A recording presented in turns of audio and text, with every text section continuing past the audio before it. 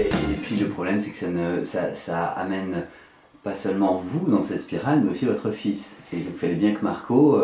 Et j'ai un fils aîné qui, même si vraiment, il m'a plutôt bien accompagnée dans la mesure où, en fait, il s'est effacé quand même. Il laissait aussi beaucoup de place pour que je puisse m'occuper de son petit frère. C'est vrai qu'il rentrait de l'école, il allait dans sa chambre, il jouait tout seul, il avait son monde à lui. Je me disais que quand même, j'ai pas l'impression de lui avoir retiré beaucoup de choses, mais parce que peut-être qu'il m'a donné cette impression en s'effaçant spontanément. Je le privilégiais de vrais moments avec lui, mais je me rendais compte que la vie qu'on menait tous les trois, en fait, ressemblait à tout sauf à une vie normale, et que même si aucun de nous trois n'était responsable, je pouvais quand même offrir à mon fils aîné une vie un peu plus normale.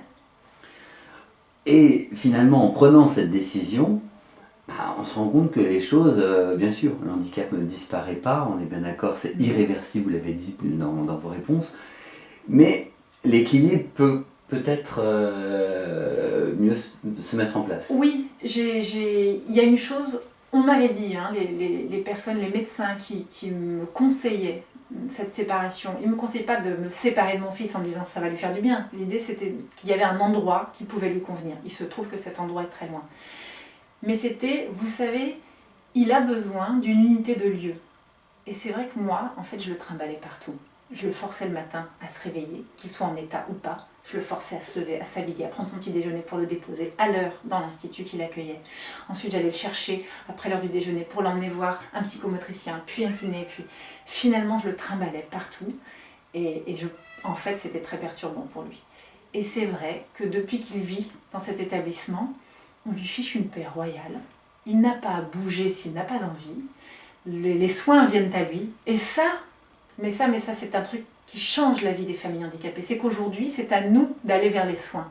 Si les soins enfin pouvaient venir à nous, mon fils, je ne dirais pas qu'il est totalement transformé, mais j'ai enfin un enfant qui me semble apaisé, serein. Après, dans votre récit, il y a d'autres choses. C'est le regard de la société sur le handicap, l'enfant handicapé. C'est les situations ubuesques avec l'administration. Oui. Et ça, je crois qu'il faut vraiment y passer pour le comprendre. C'est ça. C'est tout et n'importe quoi. Le regard des gens, c'est vrai que les premières années, c'est difficile. Parce qu'il y a des handicaps qui ne sautent pas aux yeux. C'est vrai que moi, j'ai essayé de lutter contre le fauteuil roulant, par exemple. Mon fils est capable de marcher, mais pas très longtemps. Et puis, il n'a pas toujours envie, c'est un gros paresseux. Et donc, quand il ne veut pas, il se laisse tomber. Quand vous êtes dans un square avec un enfant de 3 ans qui se laisse tomber tout d'un coup et qui hurle, forcément, les gens vous disent, enfin, ils ne vous le disent pas, mais leur regard vous disent, dites donc, c'est quoi cette mère incompétente ? Enfin, il va falloir qu'elle fasse preuve d'un peu de fermeté. Il m'est arrivé de me dire, je vais me promener avec un t-shirt où ce sera écrit « Ce n'est pas de ma faute, mon fils est autiste » ou alors « C'est pas que je ne sais pas l'éduquer, mais j'ai pas le mode d'emploi pour éduquer un enfant différent ». Là, les regards sont évidemment pas très faciles à supporter. Après, quand ils grandissent, voilà, je sais qu'aujourd'hui, évidemment, si je suis dans la rue et qu'il pète les plombs, là, ça se voit. Il est grand, les gens forcément ont un regard du coup beaucoup plus indulgent. Et puis, les complexités administratives, ça, mais c'est ubuesque. J'ai failli appeler ce livre Kafka et moi, vous voyez. C'est n'importe quoi. Je peux comprendre que la société, elle ne soit pas faite pour la différence, elle n'a pas été construite pour ça.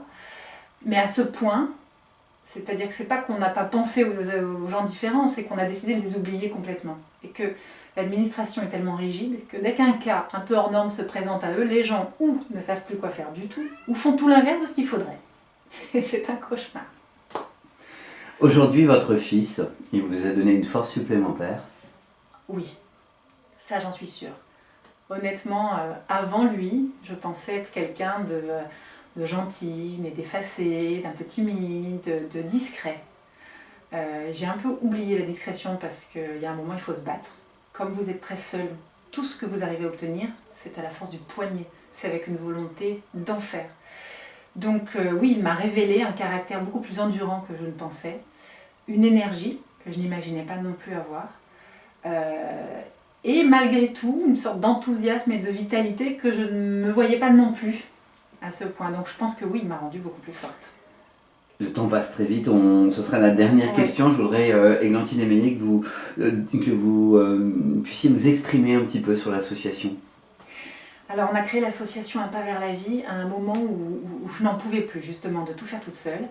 Et surtout où j'avais besoin d'éducatrices, de psychologues formés aux méthodes comportementales que je voulais avoir à la maison, sauf que je payais ça seule, puisqu'à l'époque on ne voulait pas nous aider financièrement, et que ça valait tellement cher que je me disais si moi j'y arrive pas, je vois pas comment non plus les autres, parce que je gagne quand même ma vie. Et je rencontrais des parents qui voulaient la même chose que moi et qui étaient au SMIC ou des mamans qui avaient arrêté de travailler. Donc on s'est réunis, on a créé l'association pour former et puis pour s'occuper de nos enfants puisque personne d'autre ne voulait. Exactement.